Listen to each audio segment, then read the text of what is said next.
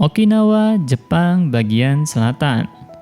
Okinawa jadi perhatian dunia karena harapan hidup dan sehat tertinggi di dunia. Bayangkan aja rata-ratanya bisa sampai 81 tahun.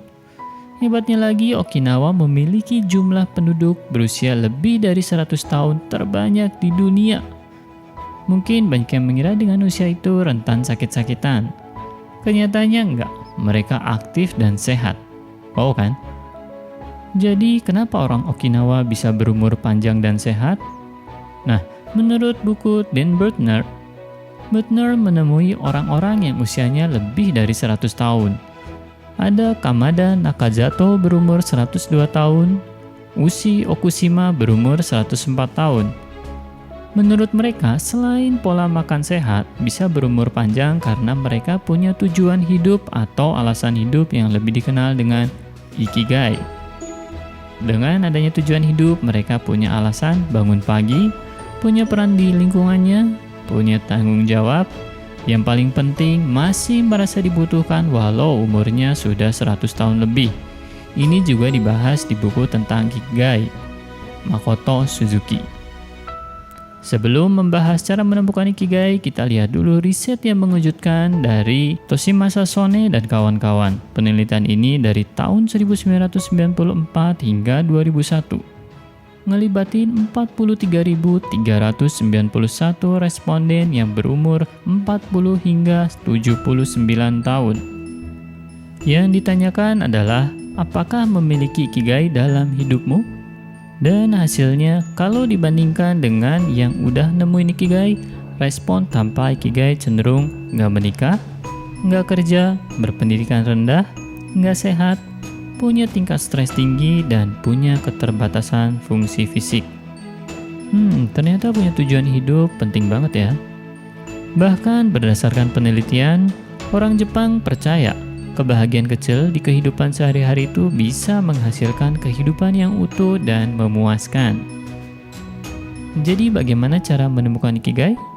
Ikigai gabungan dari 4 aspek. Yang pertama, apa yang kita suka atau kita minati atau kadang disebut dengan hobi.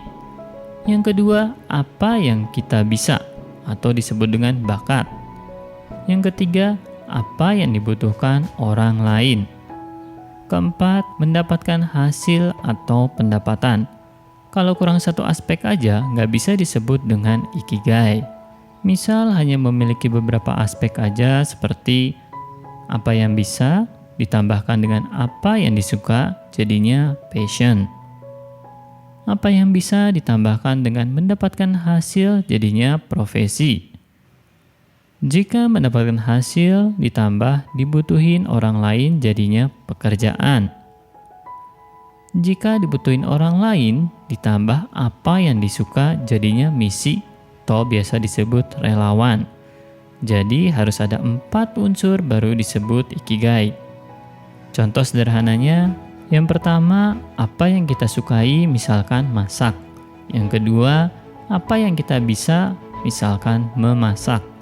Yang ketiga, apa yang dibutuhkan orang lain, misalkan masakannya dibutuhkan untuk acara tertentu atau catering. Yang keempat, mendapatkan hasil atau pendapatan dari jualan makanan atau ada yang pesan. Kelihatannya sederhana ya, tapi kalau itu memang benar-benar senang ngelakuinnya dan dilakukan serius dan sampai orang lain sulit menggantikan atau punya spesial di bidang tertentu dan orang lain butuh terus-terusan, bisa jadi Ikigai. Intinya penting banget selalu merasa dibutuhkan. Kita juga tahu kan, sebaik-baiknya orang adalah orang yang bermanfaat untuk orang lain. Ternyata hal ini yang bisa buat kita umur panjang dan juga bahagia. Jadi nggak ada ruginya kita untuk mencoba.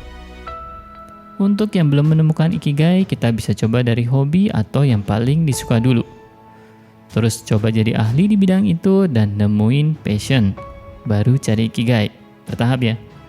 Semoga bermanfaat. Terima kasih dan terus ikuti hatimu.